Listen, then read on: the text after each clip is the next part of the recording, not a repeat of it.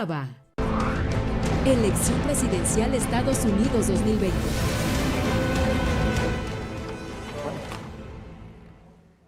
Volvemos a los periodistas cuando son las 7 de la noche con 20 minutos. Oye, interesante el debate, nada menos que entre los representantes en México de Donald Trump y Joe Biden, a unas horas de esta elección. De la reunión del colegio. Del colegio electoral. Y por supuesto que este cruce de impresiones entre Larry Rubin y Grisha estuvo interesante. Estoy viendo los comentarios que la audiencia nos hace a través de YouTube y creo que les resultó muy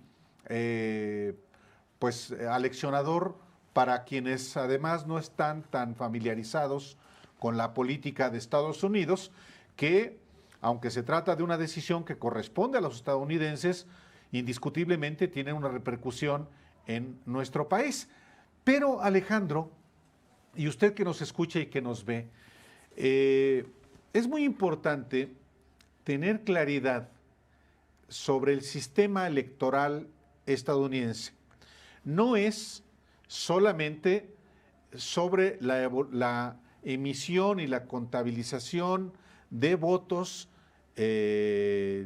libres, auténticos, de los ciudadanos de ese país a la hora de elegir a su presidente, en este caso, sino los colegios electorales. Exacto. Y justamente para que nos explique en qué consiste ese sistema, tenemos en los periodistas al doctor Víctor Alejandro Espinosa. Él es investigador del Colegio de la Frontera Norte y profesor visitante en el Centro de Estudios México-Estados Unidos de la Universidad de California en San Diego. Doctor Espinosa, le damos a usted la bienvenida a los periodistas. Muchas gracias. Muy buenas noches. Muy buenas noches a ambos. Agradezco mucho la invitación, justamente a unas horas de que arranque la jornada presencial del proceso electoral en Estados Unidos, porque como sabemos, nunca como en esta elección, los norteamericanos han utilizado una vía, una modalidad que tienen a diferencia de otros sistemas electorales, que es el voto adelantado. Y en virtud de ello, se habían contabilizado o se estimaba que habían llegado, que habían sido enviados 90 millones de boletas a estas alturas, lo cual es una cifra récord porque habría que recordar que, por ejemplo, en la elección de 2016, el total de votos fueron 130 millones. Entonces, se calcula que pueden ser casi 100 millones nada más los enviados por medio de el voto adelantado a través de correo o depositado en los centros de votación días previos al arranque de la jornada electoral que inicia mañana muy temprano. Doctor, hay una diferencia sustancial entre esa democracia y la nuestra y casi todas las democracias del mundo, porque tienen un sistema electoral distinto. A ver, en México, si usted gana, a usted lo votan 30 millones de personas y a su contrincante lo votan 29.5 millones de personas, usted gana la elección, son 30 millones de votos, pues con eso gana, aunque el otro tenga 95% de la votación. Pero allá no, allá es distinto, allá hay representaciones locales que valen más que el voto mismo. ¿Cómo funciona para la audiencia mexicana? ¿Cómo explicarlo? ¿Cómo funciona este sistema? Sí, este sistema se le denomina un sistema indirecto de elección, porque efectivamente está mediado el voto popular por el colegio electoral. Un colegio electoral que lo forman 538 personas. y estas 538 personas son las que finalmente deciden quién gana la elección. Y como bien señalas, hay entidades que tienen muchos asientos o muchos votos electorales, como se les denomina. La mayor, sin duda, de las entidades o de los estados con este tipo de votos en el colegio electoral, pues es California con 55, ¿no? Y le siguen estados como Texas con 38 o Florida con 29. Por eso estos estados son muy importantes de ganar por los candidatos, porque es un sistema, además, este sistema indirecto, que el que gana un estado gana todos los asientos o todos los votos del colegio electoral.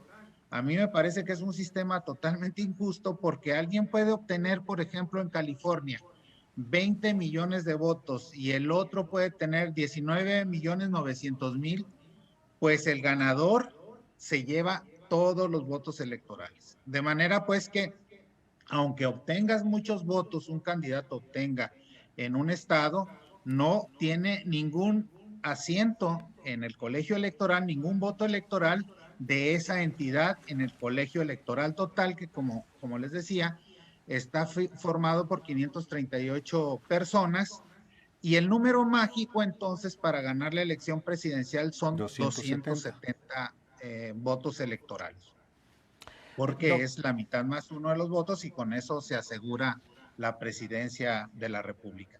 Es un sistema indirecto electoral de mediación muy antiguo, desde la fundación de los Estados Unidos, desde la promulgación de la Carta Magna, desde 1787 data este sistema. Así lo adoptaron los norteamericanos y se ha sostenido. Hay, desde luego, muchas críticas.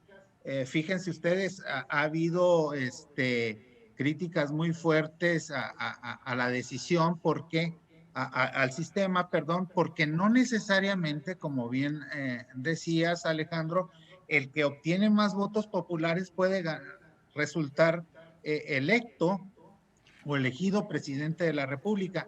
Y sucedió en 1980, en el caso de George Bush, que le ganó al Gore. Sucedió en el año 2000, y volvió a y pudiera suceder en el año de 2020. Esperemos que no, ¿verdad? Pero en estas dos ocasiones, los candidatos que obtuvieron, en 2016, volvió a suceder, porque Hillary Clinton obtuvo más votos populares que Donald Trump. Recordemos que obtuvo 3 billones más de votos populares y no alcanzó la presidencia de la República.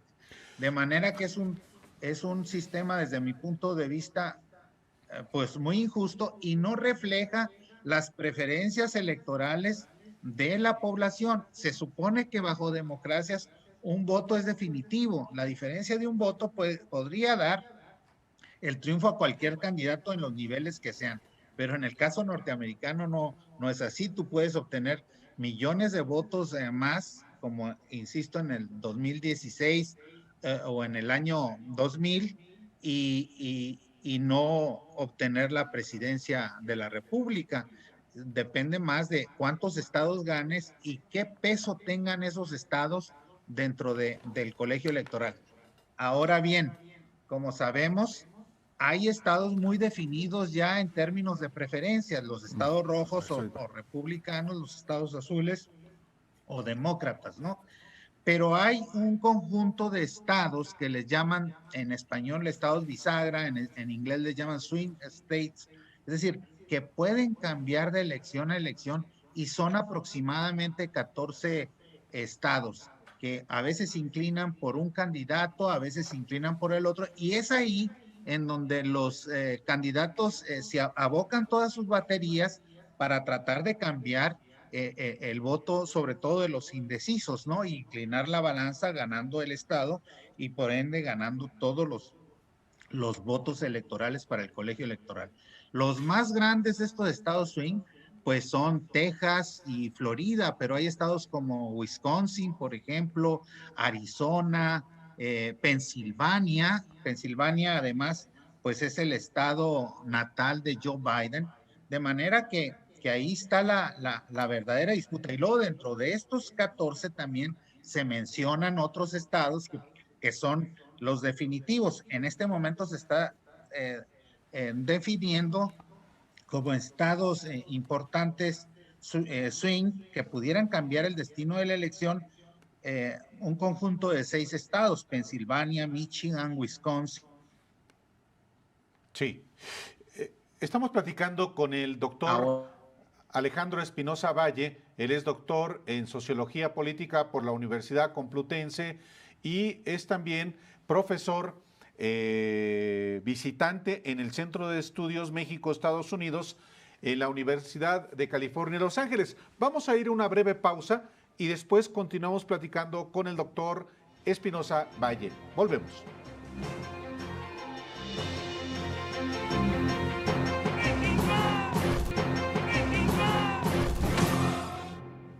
Volvemos con el doctor Víctor Alejandro Espinosa Valle.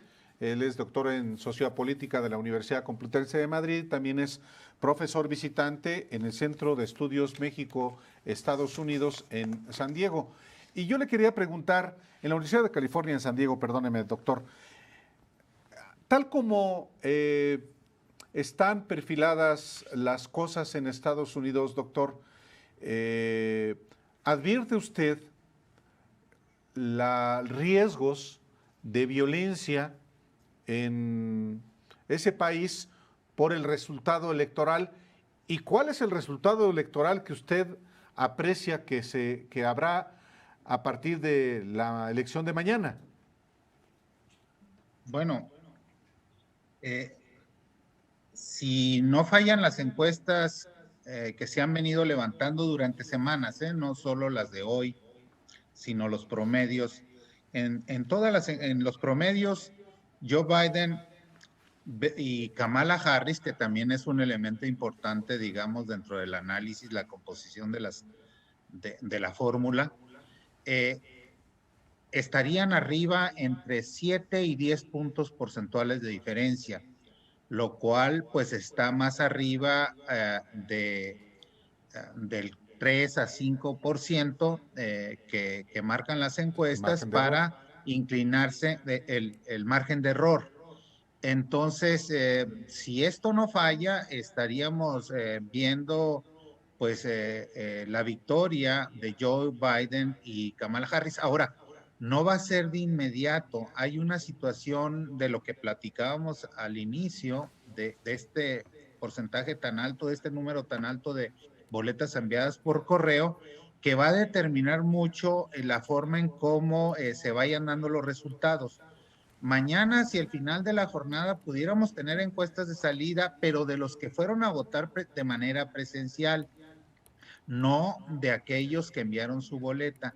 Y según los analistas, sobre todo los norteamericanos, creen que quienes enviaron las boletas son básicamente demócratas por el temor a la pandemia, y que los republicanos, ante esta visión que nos describía bien el representante del Partido Demócrata en tu anterior segmento, efectivamente serían republicanos los que se presentarían mayoritariamente mañana en la jornada electoral, por no estar tan preocupados por los contagios por el COVID. De manera que, y luego, como sabemos, en Estados Unidos hay mucha autonomía entre los estados.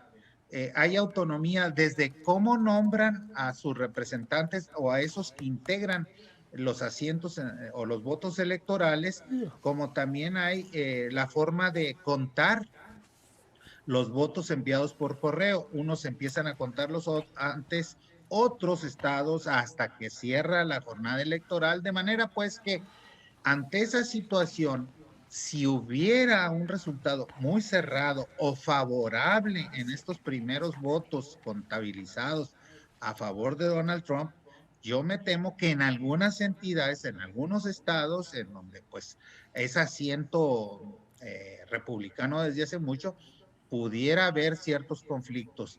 Y ahora bien, esto se sumaría a la postura, a lo que ha estado difundiendo el presidente Donald Trump desde hace semanas, de la posibilidad de un fraude justamente a través del envío del voto postal. Claro. De manera que hay ciertas condiciones para pensar en que en algunos estados pudiera darse alguna situación crítica, digamos, Claro. ¿no? Y esperemos que no, pero también hay condiciones para ello, dependiendo mucho de los resultados. Lo ideal sería un triunfo holgado de uno de los dos candidatos para evitar un conflicto postelectoral, como lo sabemos siempre, ¿no? Claro.